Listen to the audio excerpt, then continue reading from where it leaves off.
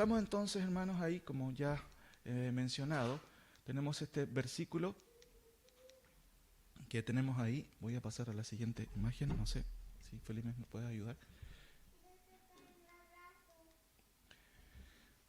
Dice el texto, voy a leerlo nuevamente, ponga atención, hermanos, en el texto porque vamos a desarrollar ahí, vamos a tratar de profundizar algunas cosas. 3 ideas generales básicamente esta mañana. Dice el texto, por lo cual también nosotros sin cesar damos gracias a Dios de que cuando recibisteis la palabra de Dios que oísteis de nosotros, la recibisteis no como palabra de hombres, sino según es verdad, la palabra de Dios, la cual actúa en vosotros los creyentes. Muy interesante, hermanos, porque aquí hay varias ideas que son bastante interesantes que quiero en esta mañana compartir. Lo primero, ¿cierto?, es que los creyentes oyeron la palabra del Señor. Y esto puede ser de perogrullo, ¿cierto?, algo obvio. Cuando venimos al templo, se entiende que venimos a ¿qué? A alabar al Señor, a expresar con nuestros labios alabanza a su nombre, pero también a oír su palabra. Sin embargo, en el Nuevo Testamento la expresión oír la palabra de Dios tiene varios sentidos. Por ejemplo, en esta mañana yo quiero explicar este concepto explicando lo contrario, cuando somos sordos a la palabra del Señor. Para ello quiero que me acompañen por un momento a Juan, capítulo 8. Juan, capítulo 8, del versículo 30 al 47. Voy a leerlo y ponga atención, porque aquí claramente tenemos un ejemplo de qué es lo que es ser sordo a la palabra de Dios. Muchas veces la palabra se menciona, esta expresión, el oír la palabra, el poner atención a la palabra. Pero podemos entenderlo por medio también de contrastes, y en este caso de lo que es lo contrario, que es no oír la palabra del Señor. Notemos por favor del versículo 30 en adelante de Juan capítulo 8. Hablando él estas cosas, Jesucristo, muchos creyeron en él. Dijo entonces Jesús a los que habían creído en él, si vosotros permaneciereis en mi palabra, seréis verdaderamente mis discípulos y conoceréis la verdad y la verdad, os hará libre. Aquí el Señor tiene una audiencia específicamente de judíos, pero no de judíos realmente creyentes. Judíos, cierto, orgullosos, judíos no creyentes que en realidad cuestionaban al Señor. Noten cómo sigue el relato. Le respondieron, linaje de Abraham somos, ¿cierto? Y jamás hemos sido esclavos de nadie. ¿Cómo dices tú que seréis libres? Jesús le respondió, de cierto os digo, que todo aquel que practica el pecado es esclavo del pecado. Y el esclavo no queda en la casa para siempre. El hijo sí queda para siempre. Es un poco difícil a lo mejor esta expresión, ¿cierto? Porque compara a hijo y esclavo. Son dos categorías. Y dice que el esclavo no queda en la casa para siempre. ¿Por qué está diciendo eso? Porque el esclavo es, en algún sentido, es salvable. El esclavo puede dejar de ser esclavo. Pero quien es hijo del pecado queda en la casa. ¿Por qué? Porque tiene un padre espiritual. Noten que la figura de esclavo habla de alguien que es encadenado, pero alguien que también puede ser soltado. Pero un hijo está, en cierto sentido, hablando de una relación de ADN. Y Juan, de hecho, lo explica en sus epístolas. Leo de nuevo el texto. Jesús le respondió, de cierto os digo, que todo aquel que hace, recuerden que este hacer tiene que ver con practicar el pecado, es un verbo ahí que está en presente activo. ¿Qué significa eso? Que está continuamente en pecado, ¿cierto? Es esclavo del pecado. Y cuando hablamos de una persona que es esclava del pecado, por supuesto, se trata de una persona que no es libre. Por eso que Él está diciendo, si ustedes realmente han creído en mí y permanecen en mi palabra, serán verdaderamente mis discípulos. Y la verdad la conocerán y esta misma verdad los hará libre. Hermanos, ¿quién hace libre al pecador? ¿Una iglesia particular? ¿Quién hace libre al pecador? Hermanos, Cristo hace libre al pecador. Su palabra hace libre al pecador. No es el pastor, no son los ancianos de una iglesia, no es una iglesia determinada, no es un equipo cierto especial No, la palabra liberta al pecador. Jesucristo mismo dice, ¿cierto? Si el Hijo os libertare, seréis verdaderamente libres. Sigo leyendo. Y el esclavo no queda en la casa para siempre, el Hijo, ¿cierto? Sí queda para siempre. Así que si el Hijo os libertare, seréis verdaderamente libres. Recuerden que ellos estaban aludiendo al hecho de que eran hijos de Abraham. Nosotros tenemos sangre, ¿cierto?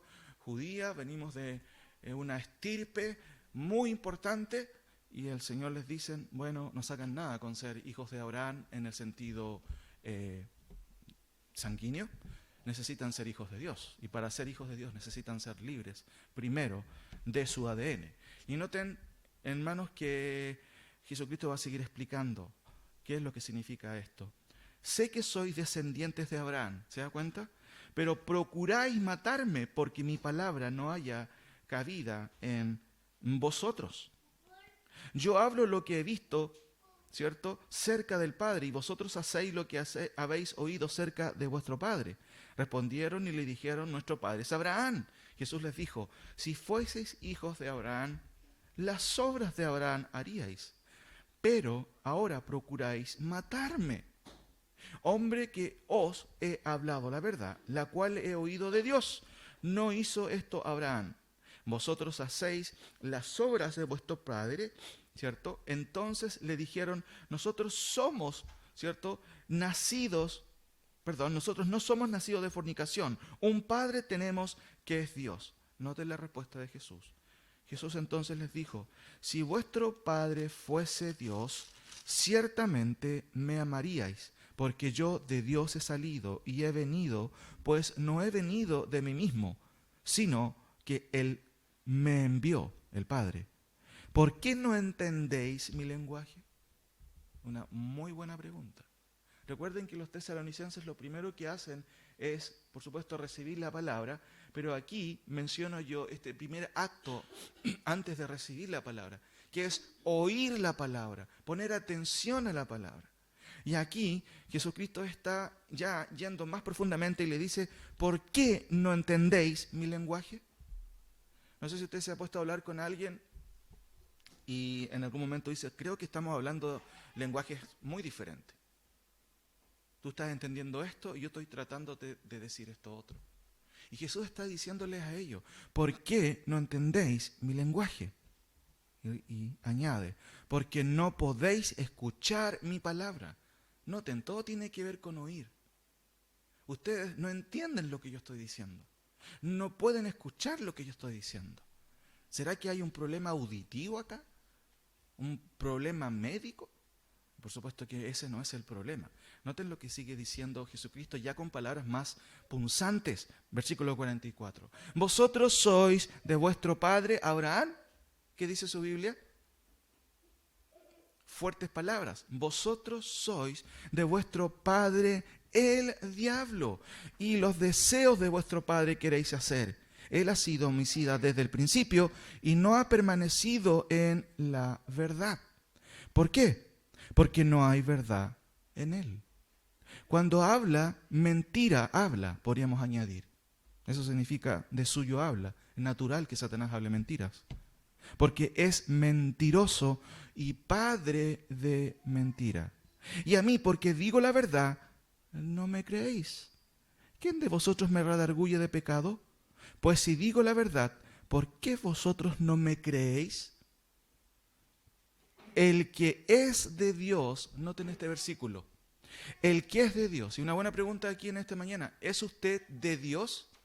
¿Pertenece a la familia de Dios? Noten lo que dice la palabra en el versículo 47. El que es de Dios, las palabras de Dios, ¿qué dice su Biblia?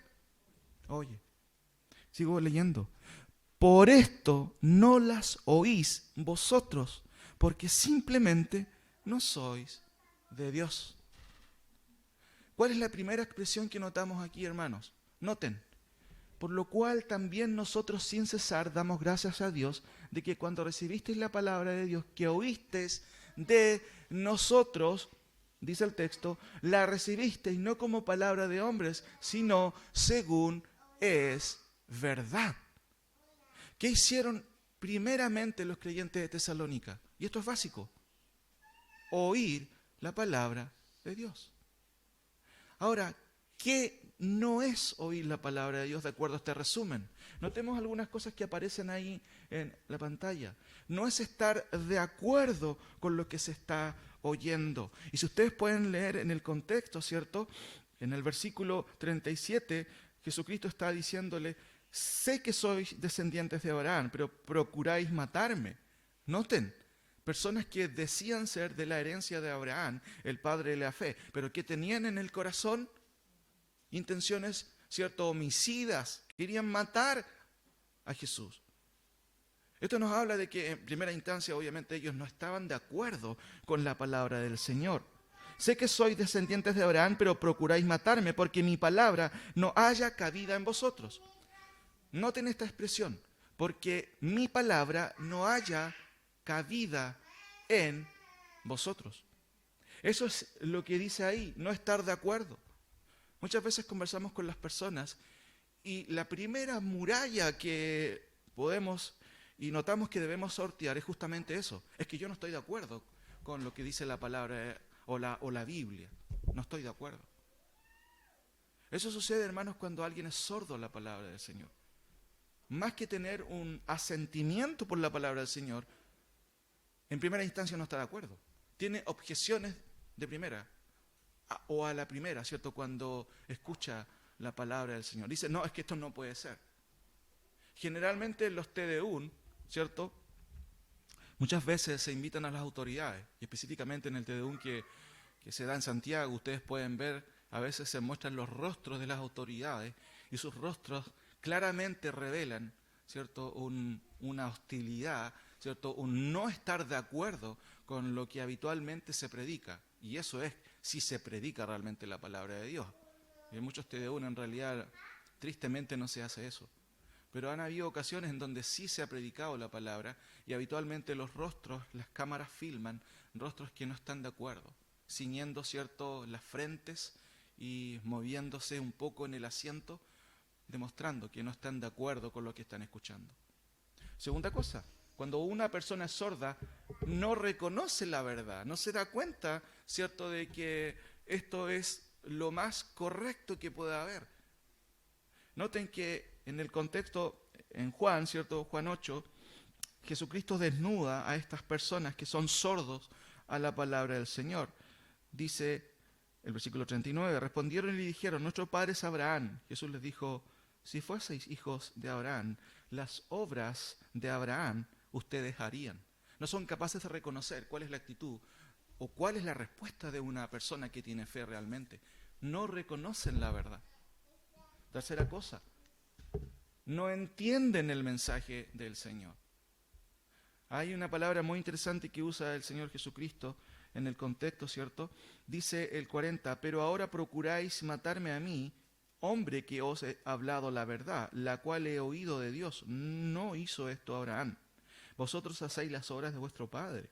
Entonces le dijeron, nosotros no somos nacidos de fornicación, un padre tenemos que es Dios. Jesús entonces les dijo, si vuestro padre fuese Dios, ciertamente me amaríais, porque yo de Dios he salido y he venido, pues no he venido de mí mismo.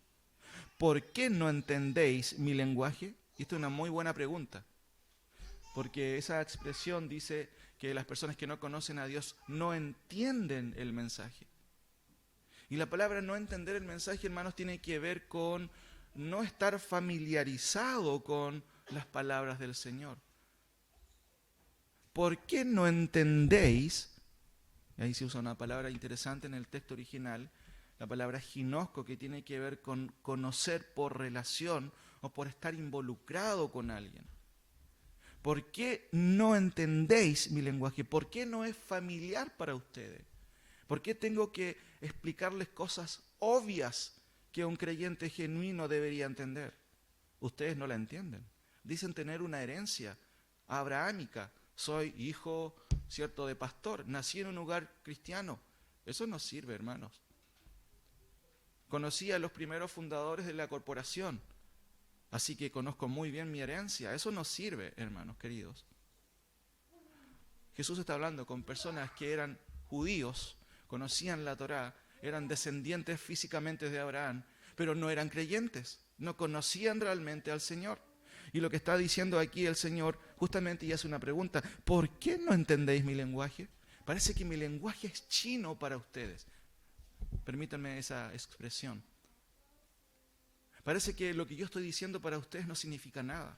Y eso es lo que sucede, hermanos, cuando alguien no conoce al Señor o cuando alguien no ha nacido de nuevo. Y creo que esto es una frase que deberíamos constantemente repetir. No es la pregunta si usted es creyente, si usted es evangélico. La pregunta es: ¿ha nacido usted de nuevo? ¿Dios ha transformado su corazón realmente? ¿Es una persona simplemente que se ha culturizado con lo que es el evangelicalismo? ¿Aprendió a cantar? ¿Sabe que cuando vienen los himnos hay que pararse y debemos cantar? ¿Sabe que si pasa una persona con un ofrendero hay que ofrendar? ¿Sabe que no debe decir malas palabras? ¿Sabe que debe conducirse de algún modo piadoso? Mucha gente, hermano, puede estar culturizada con la fe, pero no necesariamente regenerada por el Señor. ¿Por qué no entendéis mi lenguaje? Y Jesús responde en el versículo 43: porque no podéis. No dice que no queréis. Muy interesante. Está hablando de la capacidad. Porque no son capaces de escuchar mi palabra.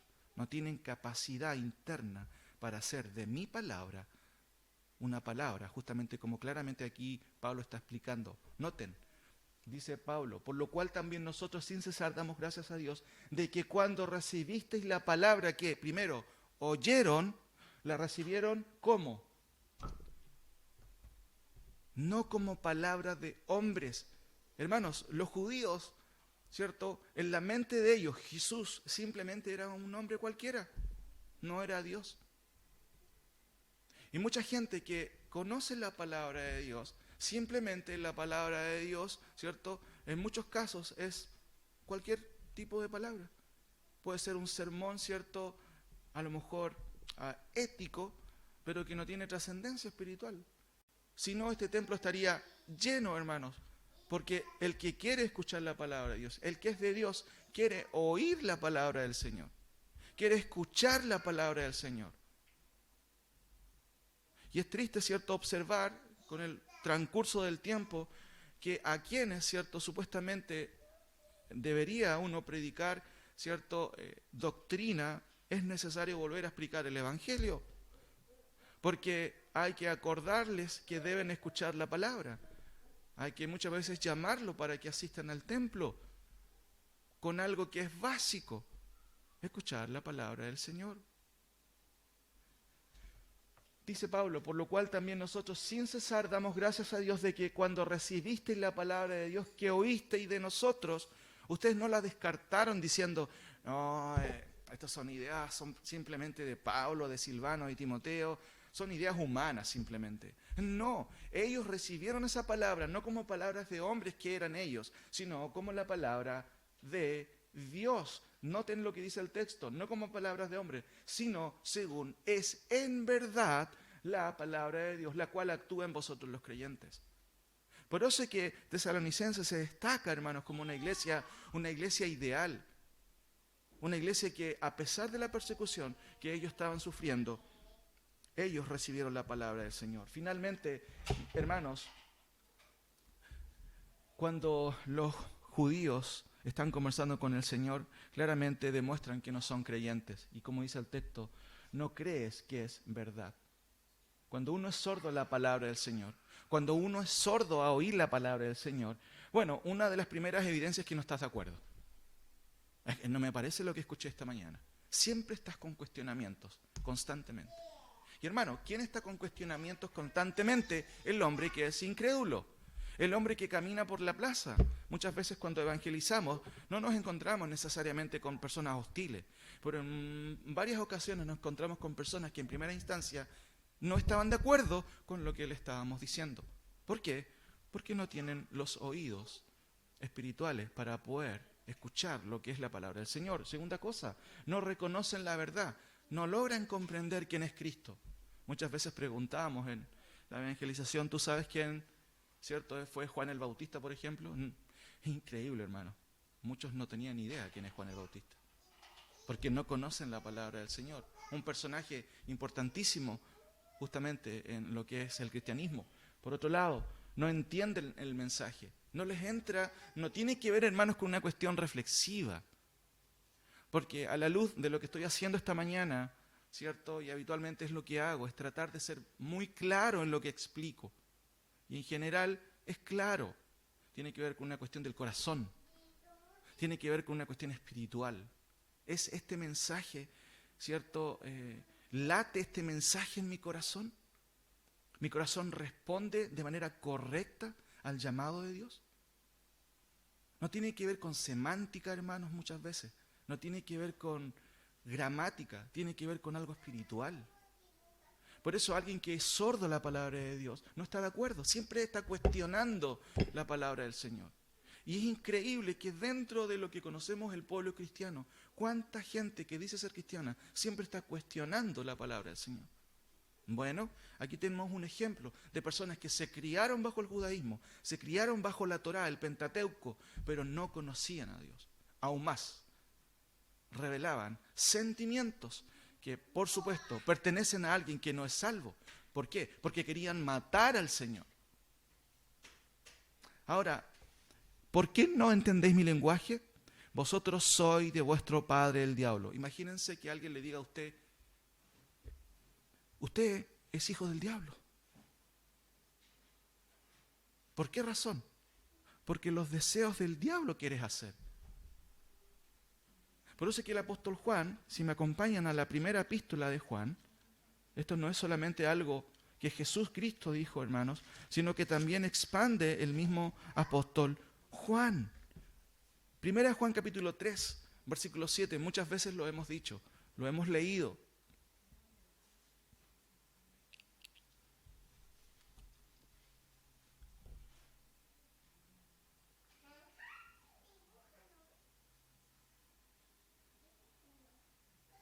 Hay tantos versículos aquí que podría mencionar que son tan importantes. Noten del versículo 1, solamente voy a comentar algunas ideas.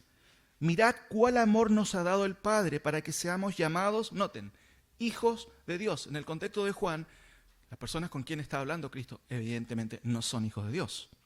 Por esto el mundo no nos conoce, porque no le conoció a Él.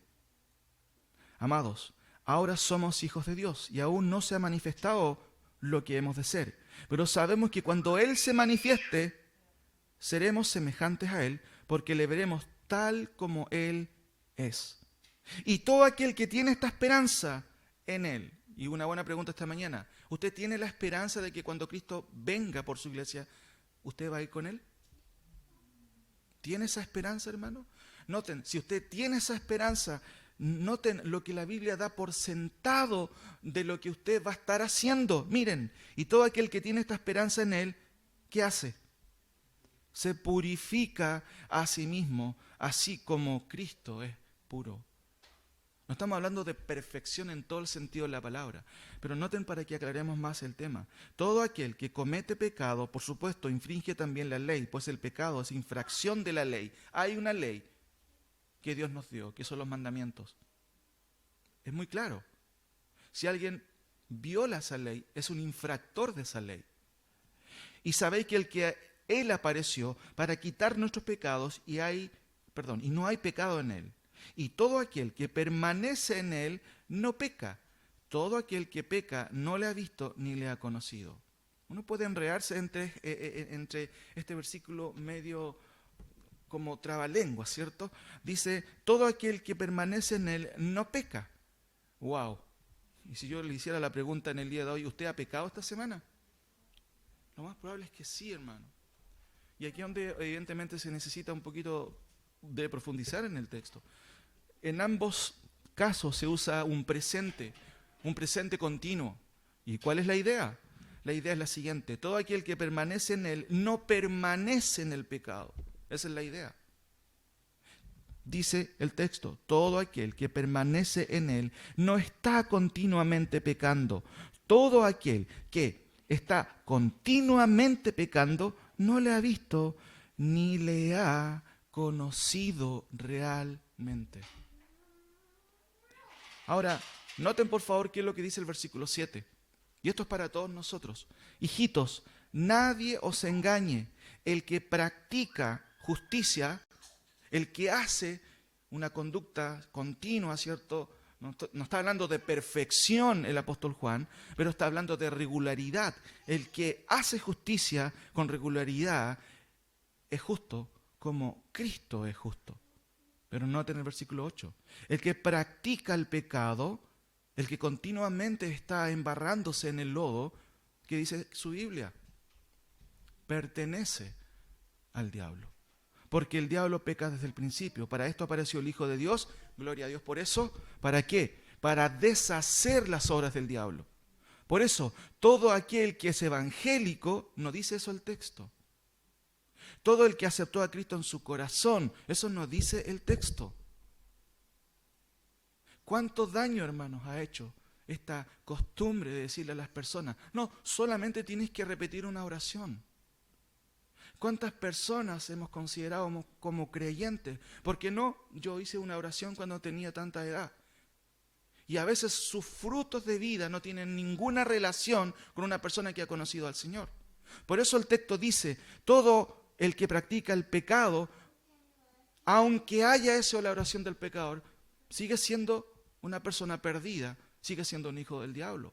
Por eso que el texto dice, todo aquel que es nacido de Dios. Hermano, la pregunta no es si usted ha aceptado al Señor, la pregunta es, ¿has nacido de nuevo? ¿Por qué? Porque para tener frutos diferentes necesitas nacer de nuevo. Siempre les doy el ejemplo del maquillaje. Las hermanas son expertas. ¿Tienes una arruga? Bueno, no hay problema. Porque hay un montón de artículos con los cuales puedes simular esa arruga. Hermanos, muchas veces una persona puede simular que es creyente. Puede maquillarse en su conducta. Pero si no ha nacido de nuevo, simplemente es un impostor. Nada más. Por eso es que Juan trata de aclarar esto, hermanos, diciendo, todo aquel que es nacido de Dios no significa que es perfecto. Dice que no practica el pecado. ¿Qué significa eso? Que no puede estar tranquilo con el pecado. Que a la larga va a tener una crisis interna. Porque una persona, hermanos, usted y yo, podemos caer en pecado y caer en pecados garrafales. Pero si somos creyentes, no vamos a permanecer en ese pecado. Vuelvo a leer el texto. Todo aquel que es nacido de Dios, por eso, hermanos, la importancia de la regeneración. Lea, por favor, Juan 3 en su casa. ¿Cómo es que Jesucristo habla con alguien que ha estado toda la vida detrás del templo, pero que nunca conocía o no había conocido a Dios? Por eso Jesús tiene que decirle, Nicodemo, ¿te es necesario qué cosa? ¿Ofrendar más? ¿Te es necesario tomar ciertos puestos? ¿Hacer más cosas para el Señor? ¿Te es necesario nacer de nuevo? Cuando tú no ves resultados en un familiar, cuando no ves resultados en alguien que quieres, nunca te preguntas, ¿será que falta esto o esto otro? La pregunta clave, ¿ha nacido de nuevo? Ese es el punto, hermanos. Vuelvo a repetir, todo aquel que es nacido de Dios no practica el pecado. ¿Por qué razón? Miren qué increíble. Porque la simiente de Dios. Y Pablo, para traducir simiente, en este caso Juan, más bien dicho, usa la palabra esperma. Qué interesante. Porque está hablando de una nueva creación. Nacer de nuevo significa volver a nacer. Nicodemo tenía un enredo ahí, no entendía. ¿Qué pensaba Nicodemo? ¿Qué significaba nacer de nuevo? ¿Se acuerdan? Entrar en el estómago de su mamá otra vez. Jesús le dijo, no, necesitas nacer espiritualmente. Lo que es nacido de la carne pertenece a esa biología. No puede haber un nuevo nacimiento, ¿cierto? Si no hay una unión de espermatozoides y óvulos, así se produce la vida en el área biológica. Lo que es nacido de la carne pertenece a esa área. Hay una ley que Dios fijó ahí. Por eso es que un matrimonio, ¿cierto?, igualitario, jamás puede tener ese epíteto, ¿cierto?, esa etiqueta de matrimonio. Porque un matrimonio, ¿cierto?, incluye la capacidad, ¿cierto?, de procrear. Pero Juan dice después, lo que es nacido del Espíritu, Espíritu es. Noten la expresión, lo que es nacido del Espíritu. La expresión y preposición del está hablando de quién es el procreador en este nuevo nacimiento. Hermanos, ¿cuántas veces hemos hablado a personas que conozcan y crean en el Señor, pero usted y yo somos totalmente inertes con respecto a generar una nueva vida en las otras personas? Es Dios que provoca el nuevo nacimiento. ¿Por medio de qué? Por medio de su palabra. Por eso es que notamos aquí a personas que son sordas. Y usted es un buen recordatorio para usted. Cuando usted invita a alguien a la iglesia, ¿vamos a la iglesia? No, no quiero ir, no, si no me gusta. Está frente a una persona que no conoce a Dios. Las reacciones son, no está de acuerdo. Los creyentes, ¿cierto?, están de acuerdo con la palabra del Señor. Los judíos con quien estaba hablando el Señor no estaban de acuerdo con Él. No reconocían la verdad, no entendían la verdad, no era familiar para ellos. Por otro lado, no creían simplemente en la verdad. ¿Y cuál es la razón? Porque ellos eran simplemente hijos del diablo. Vuelvo a repetir el texto, es fuerte el texto, pero son palabras del Señor. Vosotros sois de vuestro padre el diablo, y los deseos de vuestro padre queréis hacer. Hermanos, cuando uno es creyente, en nuestro corazón hay un deseo innato de poder conocer al Señor, de poder escuchar su palabra. No tienes que estar obligándote a hacerlo. Sin duda que hay un proceso en el que Dios va a orar por su palabra, porque déjeme comentarle que yo como hijo de pastor no siempre tuve las intenciones y no siempre me levanté a las 6 de la mañana a decirle, qué rico, papás, hoy día es culto dominical, vamos a ir a la iglesia. No, eso no ocurrió siempre. Pero la palabra del Señor hizo su trabajo, un trabajo sobrenatural de transformar mi corazón. Y yo pido al Señor, hermanos, que cada persona aquí, cada niño que está, ¿cierto?, en esta sala, Dios pueda transformar su corazón por medio de la palabra del Señor. Si bien es cierto, a veces los niños pueden molestarnos un poco, pero qué bueno que puedan estar escuchando la palabra de Dios también. Y eso es muy bueno. Desde niño, Pablo, ¿cierto?, le dice a Timoteo, desde niño has sabido, ¿qué cosa? Las sagradas escrituras. Ahora, lo primero que notamos es que los tesalonicenses oyeron la palabra, pero no la oyeron, hermanos, como personas incrédulas. Por eso que la frase a continuación dice, por lo cual también nosotros sin cesar damos gracias a Dios de que cuando recibisteis la palabra de Dios que oísteis de nosotros, la recibisteis no como palabras de hombres, sino según es verdad. Y la segunda expresión que notamos aquí, ¿cierto?, que tiene que ver con el concepto de la palabra del Señor. ¿Puedes correrlo una más? ¿Cierto? Tiene que ver con lo siguiente, con recibir la palabra del Señor, y en este caso tiene que ver con confesar la palabra. Lo primero es oír la palabra. ¿Cómo estás oyendo la palabra esta mañana?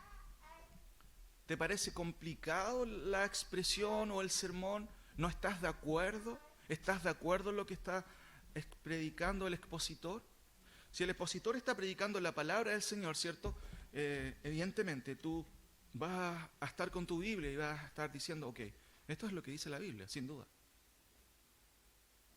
Lo primero entonces es que los tesalonicenses oyeron la palabra del Señor. Lo segundo es que recibieron la palabra del Señor. Ahora, la expresión recibieron, como dice ahí, ¿cierto?, la palabra del Señor. Volvamos a Tesalonicenses por un momento. Notemos lo que dice ahí el apóstol Pablo. Noten que es un versículo que estoy tratando de explicar, ¿cierto? Y esto tiene que ver con lo que es la exégesis, ver qué es lo que hay en este texto. Me quise quedar en este texto porque hay mucha riqueza en el texto mismo, hermanos.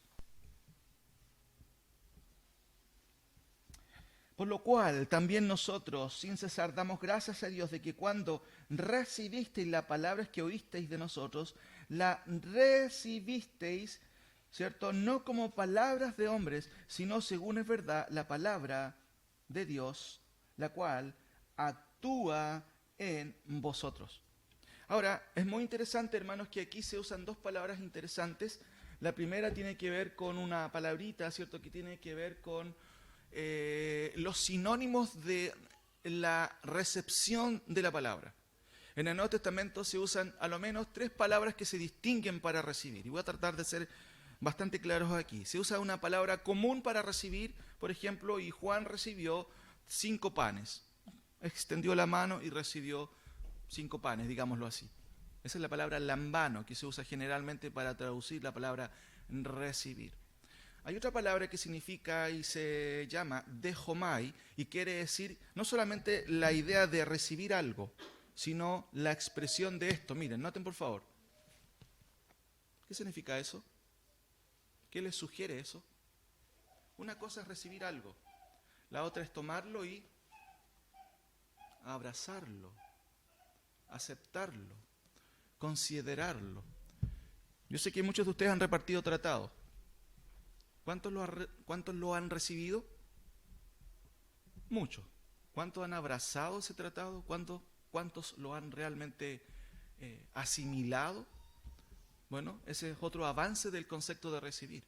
Pero aquí se usa otro término también que es paralambano. Se parece al lambano, que es recibir simplemente algo, sinestéticamente, ¿cierto? Recibir una botella, un pan. Pero la palabra paralambano es una palabra bien especial en el Nuevo Testamento. Siempre tiene relación a la cuestión reflexiva. Por ejemplo, acompáñenme por favor a Colosenses capítulo 2:6.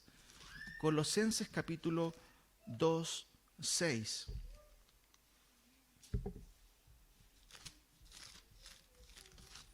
Colosenses capítulo 2:6 se usa este término muy interesante, que de hecho se usa aquí. Esta palabra más bien es paralambano.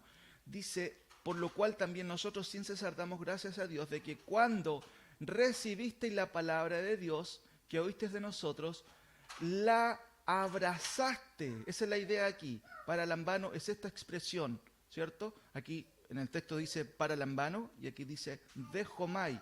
Estoy explicando este concepto que tiene aquí relación, ¿cierto? Por lo cual también nosotros sin cesar damos gracias a Dios de que cuando recibiste la palabra de Dios, se usa este término, aceptar, con el corazón, interesante, corazón, ¿cierto? Con la razón, tiene que ver con estar de acuerdo con lo teórico. Colosenses 2:6 dice lo siguiente: por lo tanto, de la manera que habéis recibido al Señor Jesucristo, andar en Él. Noten la expresión, noten por favor lo que significa aquí el concepto, estar de acuerdo con lo teórico. Notemos otro ejemplo, implica el contenido doctrinal. La palabra paralambano siempre tiene relación a un cuerpo teórico de creencias. Acompáñenme a Juan, por favor. Juan, capítulo 1. Juan, capítulo 1. Siempre se dice que Juan es el más teológico, ¿cierto?, de los evangelistas. Y con justa razón. Cuando usted lee el Evangelio de Juan, siempre se estudia aparte en un instituto, en un seminario. ¿Por qué? Porque el contenido de Juan es más profundo. Noten, por favor, cómo es que llegamos a este versículo tan conocido en la palabra del Señor, que es más a todos los que le recibieron, ¿cierto? Usa una expresión ahí para poder aceptar, y voy a explicarla luego. En el principio era el verbo y el verbo era Dios, ¿cierto? Perdón, en el principio era el verbo y el verbo era con Dios y el verbo era Dios. En realidad no es muy fácil, de repente hay que poner mucha atención, ¿cierto?, para poder entenderlo. Este era en el principio con Dios. Todas las cosas por Él fueron hechas y sin Él nada de lo que ha sido hecho fue hecho. En Él estaba la vida, está refiriéndose a Cristo. Recuerden que Él es el verbo. y la vida era la luz de los hombres. La luz en las tinieblas resplandece, y las tinieblas no prevalecieron contra ella. Hubo un hombre enviado de Dios, el cual se llamaba Juan. Este vino por testimonio, ¿para qué? Para que diese testimonio de la luz, a fin de que todos creyesen por él. No era Juan la luz, sino vino para que diese testimonio de Cristo, que es la luz. Aquella luz verdadera que alumbra a todo hombre venía a este mundo. En el mundo estaba. ¿Por qué? Porque Jesús es eterno. Y el mundo por él fue hecho. ¿Por qué? Porque Cristo también es Dios creador. Pero el mundo no le conoció. A lo suyo vino, a su creación, ¿cierto?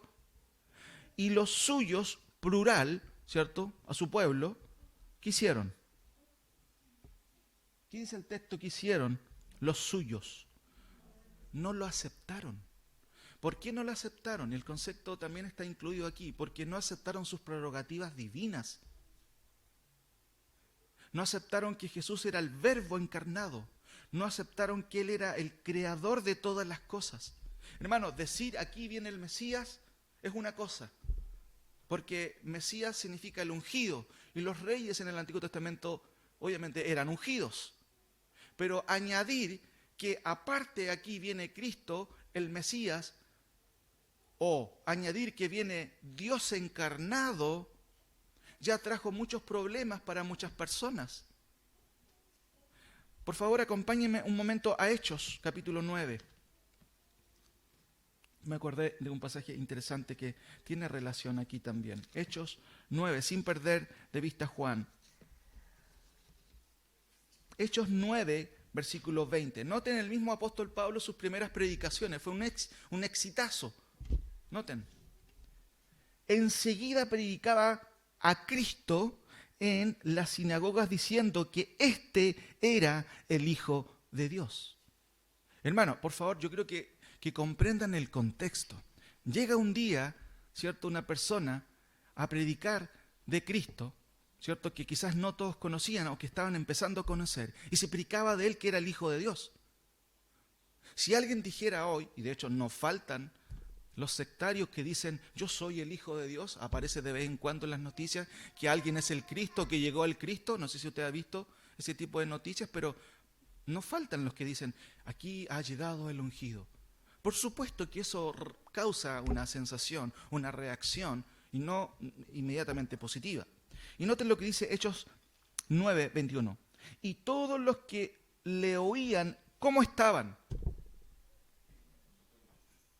Hermanos, noten por favor la expresión. Estaban atónitos, estaban totalmente descolocados. ¿Cómo es posible que esta persona diga que este es el Hijo de Dios? Y decían, ¿no es este el que asolaba en Jerusalén a los que invocaban este nombre y hace vino acá para llevarlos presos ante los principales sacerdotes? Le creyeron al tiro a Pablo, ¿cierto? Cuestionaron a Pablo porque era el mismo que perseguía a los cristianos, ahora se puso a predicar acerca de quién crucificaron. Noten el versículo 22. Pero Saulo mucho más se esforzaba y noten lo que hacía. Y confundía a los judíos que moraban en Damasco, demostrando que Jesús era, ¿qué más? El Cristo. Pablo confundía a las personas. ¿Qué predicador más? ¿Podríamos traer un predicador que confunda o no? Por supuesto, confundía, hermanos, porque a quien estaba predicando eran judíos que no creían que Cristo era el enviado de Dios, no creían que Cristo era el Hijo de Dios. Ahora, hermanos, los tesalonicenses, y esto es una muy buena explicación, creer en la palabra del Señor, creerla, abrazarla, creer en ella es confesar la palabra del Señor. O en otras palabras, confesar la palabra del Señor es estar de acuerdo con lo que ella dice. Si yo les pregunto a ustedes hoy, y si ustedes fueran un templo, ¿cierto?, de los testigos de Jehová, ¿Cristo es Dios? Unánimemente ese templo tendría que decir, no, Cristo no es Dios. Es un Dios creado por el Dios Padre. Pero nosotros no somos una secta. Creemos en Cristo como el Hijo de Dios. Y eso significa estar de acuerdo con el mensaje de la palabra del Señor. Vuelvo a repetir, por lo cual también nosotros sin cesar damos gracias a Dios de que cuando abrazaron la palabra de Dios, que oíste de nosotros, la recibieron, ¿cierto? Aquí tiene que ver con paralambano, esto, ¿cierto? La recibieron no como palabra de hombres, sino según es verdad la palabra de Dios, la cual actúa en vosotros los creyentes. Confesar la palabra del Señor, hermanos, tiene que ver entonces con este concepto. Aceptar, asentir, estar de acuerdo con lo teórico, implica el contenido doctrinal, implica un compromiso reflexivo. No solamente mi corazón está involucrado, sino que mi mente, hermanos, se involucra. No sé si usted se da cuenta que todos los domingos usted llega aquí, se sienta en el templo y abre un libro. Un libro que tiene ¿qué cosa? Que tiene contenido, que tiene teoría espiritual, para que no suene feo el concepto, ¿cierto? Que tiene doctrina. ¿Y qué estimula la doctrina, hermanos? Dígame usted. ¿Los sentimientos o la reflexión? ¿Qué estimula la lectura de un libro? Por supuesto que también los sentimientos son estimulados, pero esencialmente nuestra reflexión es estimulada. ¿Por qué? Porque es doctrina. Lo que Pablo está diciendo, ¿cierto?, es que los creyentes confesaron la palabra. Hermano, confesar la palabra es decir, yo estoy de acuerdo, Cristo es el Señor. Estoy de acuerdo, Cristo es el Salvador. Estoy de acuerdo, yo soy un pecador perdido y necesito a Cristo. Estoy de acuerdo con eso. Eso implica el concepto, hermano, de recibir en segunda instancia. Recuerden que aquí se usan dos términos. El concepto de confesar la palabra, ¿cierto?, tiene que ver con este concepto de paralambano, que implica estar de acuerdo con lo teórico, implica estar de acuerdo con lo doctrinal. Juan 1:11, más a todos los que le recibieron, ¿cierto? Bueno, el 11 dice, a los suyos vino y los suyos no le recibieron. Mas a todos los que estuvieron de acuerdo con que Cristo era el enviado de Dios, que era el Logos encarnado, bueno, a ellos se les dio la capacidad de ser hijos de Dios. Por eso es que cuando usted cree en Cristo, no solamente cree en un personaje aislado, hermano, cree en un cúmulo de doctrinas que están relacionadas con Cristo. Una doctrina es que Él va a venir por su iglesia. ¿Cree usted en eso? Amén, ¿cierto? ¿Por qué? Porque es una doctrina de la palabra del Señor. Es una creencia, ¿cierto?, que está en su palabra. Yo estoy de acuerdo con eso. ¿Por qué? Porque Cristo lo dijo. Ahora, vuelvo a repetir. Primero, ¿qué hicieron los creyentes de Tesalónica? Que es muy destacable. Oyeron la palabra del Señor. Pero no la oyeron, hermanos, como personas sordas. La oyeron como personas creyentes. Por eso que el texto dice, por lo cual también nosotros sin cesar damos gracias a Dios, de que cuando recibisteis la palabra de Dios, ¿cierto?, que oíste de nosotros, la recibiste no como palabra de hombres, sino según es en verdad la palabra de Dios, la cual actúa en vosotros los creyentes. Volvamos a Tesalonicenses, por favor. Nos queda un último punto en esta mañana. Primero, los creyentes de Tesalónica oyeron la verdad de la palabra del Señor. Pero no la oyeron como personas, ¿cierto?, sordas, sino como creyentes, como verdaderos creyentes regenerados por la palabra del Señor. Por lo cual, también nosotros, sin cesar, damos gracias a Dios de que cuando recibisteis, ¿cierto?, ahí está el concepto de paralambano, recibisteis, ¿cierto?, la palabra, todo este cuerpo teológico y doctrinal, lo abrazaron, no como un cúmulo de filosofías humanas o teorías humanas, sino según es en verdad el logos de Dios, o la palabra o la doctrina de Dios. Ahora, tercera cosa, los creyentes respondieron a la palabra del Señor. Y esta frase, hermanos, cuando la estudiaba me impresionaba por cómo está explicada en el texto. Primero, los creyentes, ¿cierto?, o Pablo, Silvano y Timoteo están muy agradecidos. ¿Es bueno estar agradecidos? Sin duda, siempre. La palabra del Señor nos dice que debemos estar agradecidos siempre. Pero ¿por qué están agradecidos? En este caso el equipo pastoral. Hermanos, porque los tesalonicenses oyeron la palabra, como ustedes la están haciendo esta mañana. Y a mí me alegra que ustedes puedan escucharla. Sin duda. Sin duda. Oyeron la palabra, pero no la oyeron como, en este caso, los judíos incrédulos. La oyeron como creyentes verdaderos. Por eso es que el texto añade que oyeron no como palabra de hombre simplemente, sino como es según verdad la palabra de Dios, la cual actúa en vosotros. Segunda cosa, estaban gozosos y noten, por lo cual también nosotros sin cesar damos gracias. Yo no sé, hermanos, cuántas horas oraban los apóstoles, Pablo, Silvano, todo el tiempo agradecidos. Una muy buena pregunta. ¿Estamos agradecidos nosotros siempre?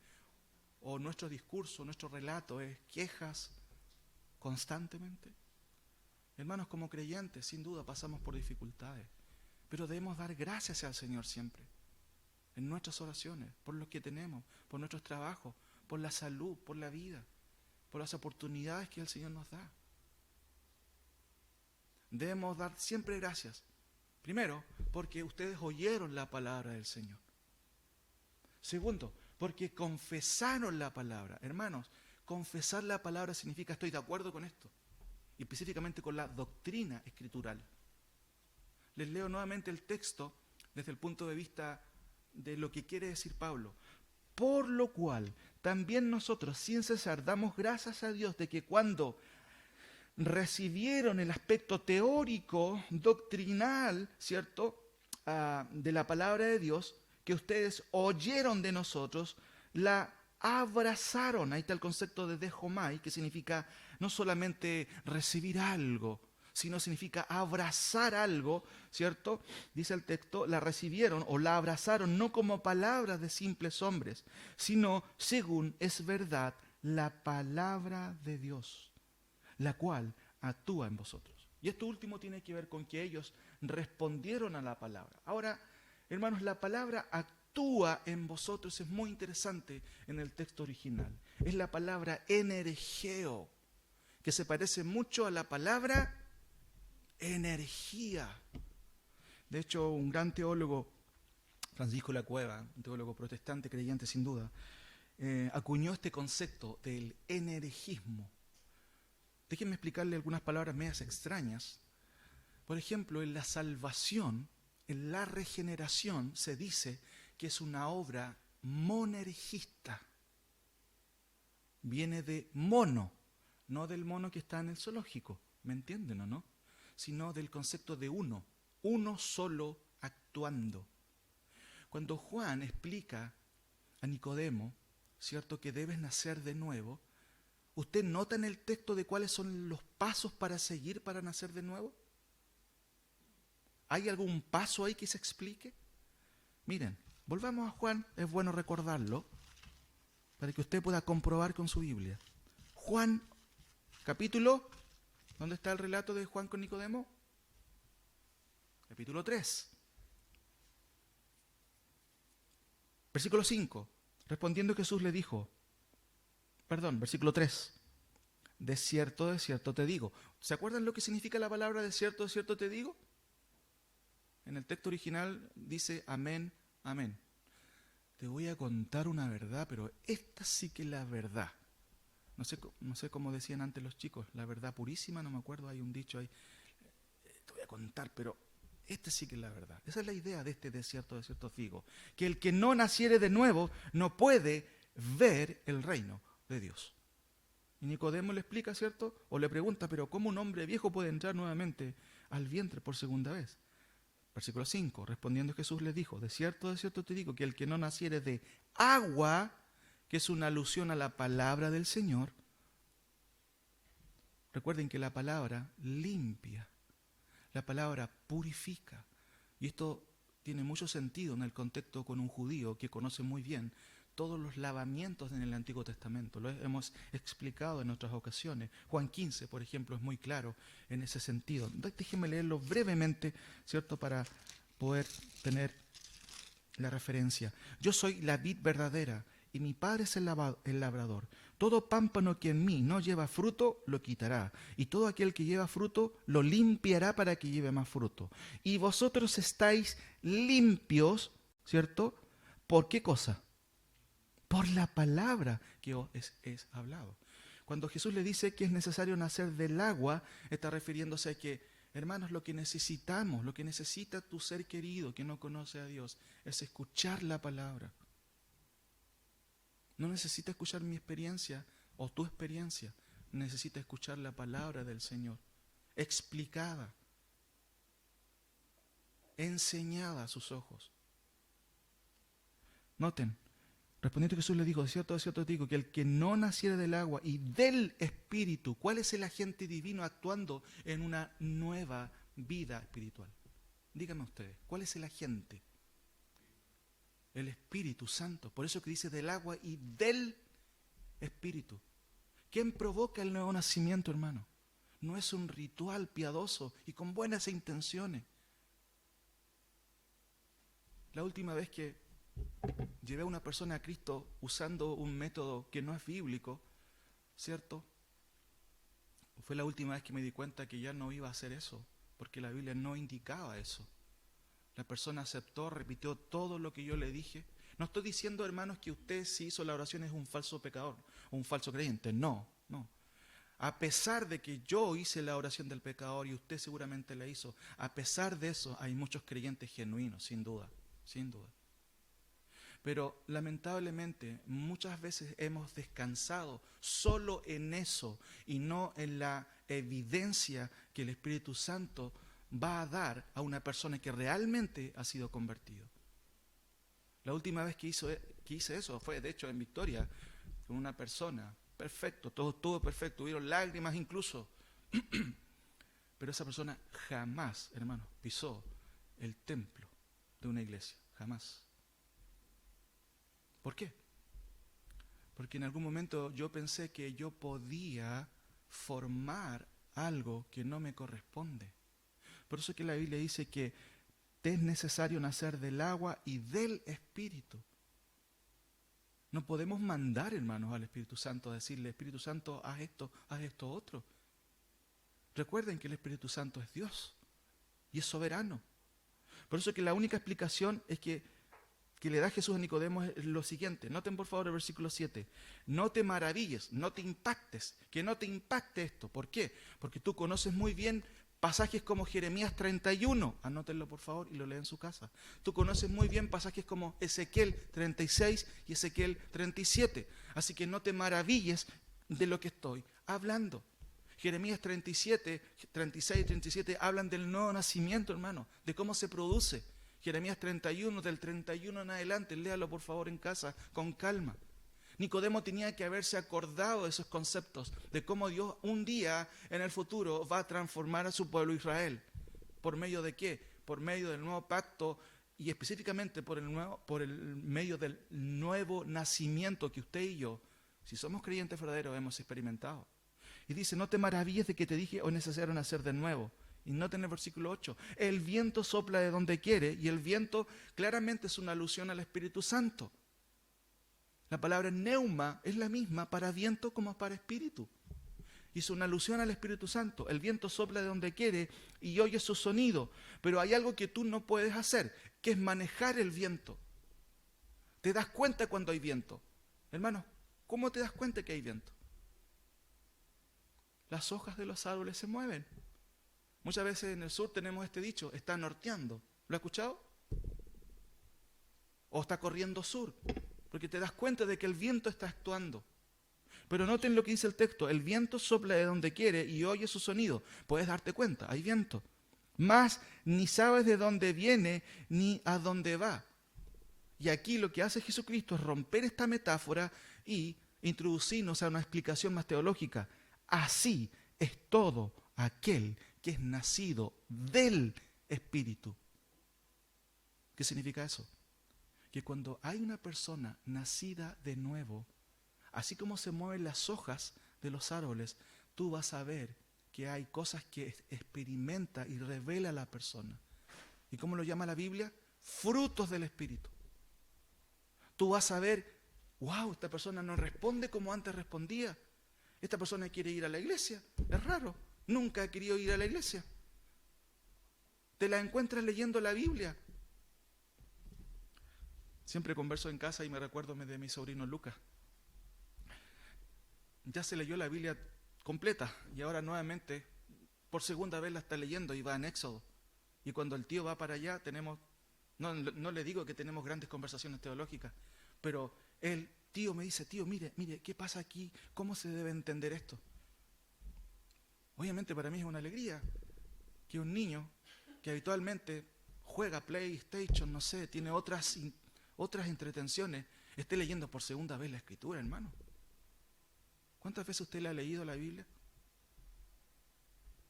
Ahí en la casa tengo que luchar, ¿cierto?, con un jovencito para que la lea. ¿Leíste la Biblia, Josué? Josué, apaga el play, a leer la Biblia, por favor. Hermanos, eso es lo que tenemos que hacer como padres. Inculcar a nuestros niños, leer la palabra del Señor, estudiarla. No siempre nosotros cuando niños teníamos las ganas de estar aquí o en la iglesia. No debemos construir castillos falsos. No siempre quisimos, no siempre yo quise estar. Pero por la gracia de Dios y por su palabra, hermanos, Él transformó nuestros corazones. Por eso, cuando Él le dice, así es todo aquel que es nacido del Espíritu. ¿Qué significa eso? Que cuando el Espíritu Santo obra soberanamente, tú vas a ver cambios en tu vida. Vas a querer escuchar la palabra del Señor. Vas a escuchar un sermón y te vas a alegrar. Incluso vas a llorar. He conocido hermanos que me dicen, hermano, a veces estoy escuchando una predicación porque no puedo escucharla.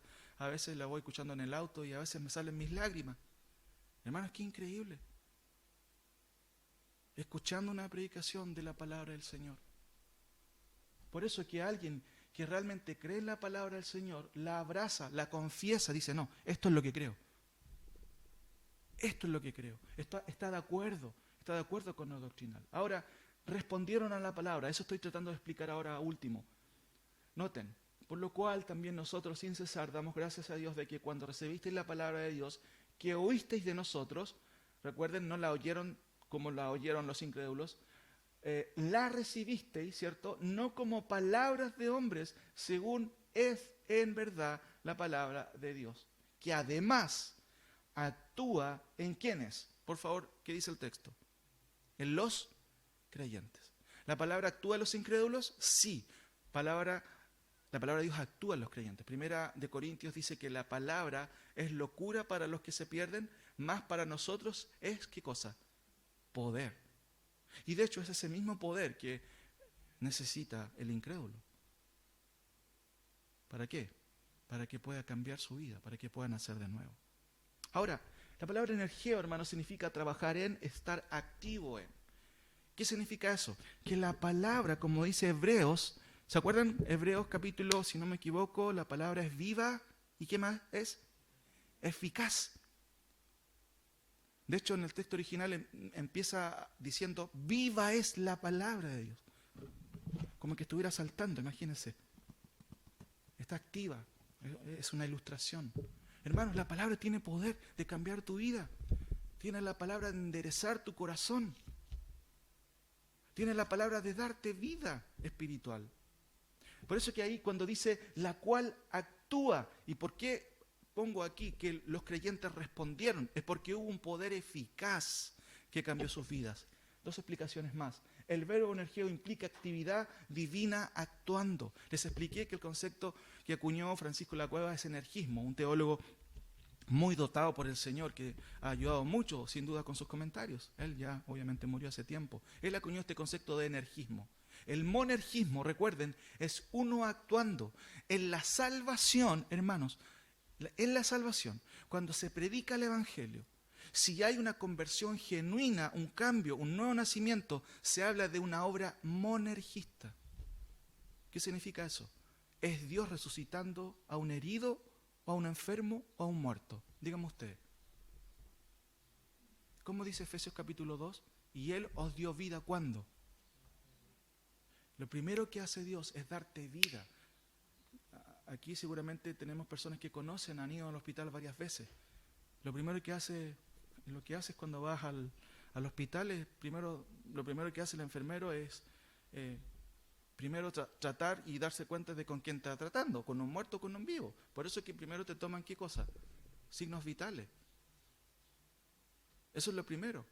Cuando vas a visitar a un enfermo, hay una pantalla que va mostrando los rangos, ¿cierto?, de respiración, de temperatura. ¿Para qué? Porque está mostrando que la persona está viva.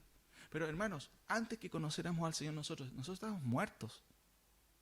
Y Él despertó en nosotros el amor por su palabra, dándonos un corazón nuevo y al mismo tiempo oídos nuevos, ojos nuevos, deseos nuevos por su palabra. Por eso que cuando dice ahí que la palabra de Dios la cual actúa en vosotros, en primera instancia el verbo implica actividad divina actuando. Yo como pastor puedo frustrarme, hermano, porque este templo no está lleno. Puedo frustrarme por un montón de cosas. Pero si yo creo en el poder de la palabra y lo creo con todas mis convicciones, mi papel descansa y descanso, y tengo que aprender a descansar en que predicaste en la palabra de Dios fielmente, perfecto. Lo demás me encargo yo, dice Dios. Yo nunca te mandé a hacer esto, esto o esto otro. Te mandé a predicar fielmente el texto. Y eso no significa que siempre descanso. Porque siempre el pastor llega a la casa y dice, no, tuve que haber dicho esto. A lo mejor me alargué mucho en esto otro. Usted no sabe lo que piensa un pastor cuando predica. Siempre está tratando de mejorar, de cuestionarse lo malo que pudo haber dicho, a lo mejor, o haber explicado de otra forma. Pero lo importante, hermano, es que la palabra del Señor, como dice este texto, implica actividad divina actuando. Está actuando la palabra del Señor. Y segundo, el verbo energía implica reacción. Reacción. ¿Qué es lo que pasa cuando, mi esposa trabaja a veces en el quirófano de emergencia? No sé si la ha tocado, no recuerdo. La palabra de reanimar a alguien que ha perdido el pulso o el corazón o ha dejado de latir. ¿Ha visto esa escena usted muchas veces, cierto? ¿Qué es lo que se hace? Se le colocan no me acuerdo cómo se llaman, unos aparatos especiales. ¿Para qué? Para estimular el corazón, desfibrilador, algo así, ¿cierto? Ahí las hermanas también me recuerdan. ¿Para qué? ¿Para qué lo hacen, hermana? Para que el corazón vuelva a latir y la vida, ¿cierto?, pueda recuperarse. Y en esos lapsos de minutos, obviamente hay cierta posibilidad, a veces no la hay. Por eso que la palabra aquí, el concepto de energismo, de energía, cuando dice la palabra de Dios la cual actúa, significa que hay una actividad divina en el momento en que la palabra de Dios es abierta. La palabra de Dios en sí tiene poder en sí misma. Y lo segundo, la palabra energía implica reacción de parte del creyente. Un creyente genuino no va a quedar, hermano, neutro. No, va a reaccionar frente al estímulo del poder de la palabra que actúa en usted y en mí. El punto es que no debemos confundirnos. Hay personas que necesitan nacer de nuevo. ¿Y para eso qué se necesita? Lo mismo, la palabra del Señor. Pero si usted es creyente, usted necesita ¿qué cosa? Escuchar, oír la palabra del Señor, aceptarla como es la palabra del Señor y esperar ¿qué cosa? Que ella actúe en usted.